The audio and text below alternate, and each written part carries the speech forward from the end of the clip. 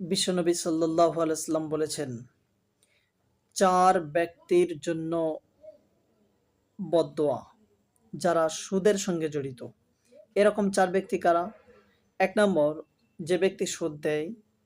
২ নম্বর, যে ব্যক্তি সুদ গ্রহণ করে। ৩ নম্বর, যে ব্যক্তি সুদ নেওয়ার জন্য পরামর্শ দেয়।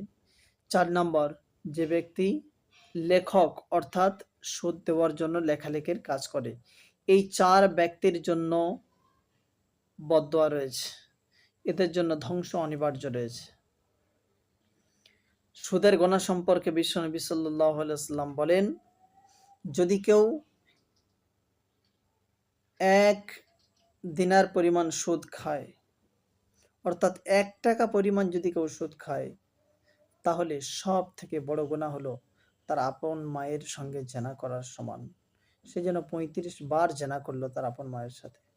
এই জন্য সুদের এই জঘন্যতম কাজ থেকে আল্লাহ তাআলা আমাদের সবাইকে হেফাজত করুক।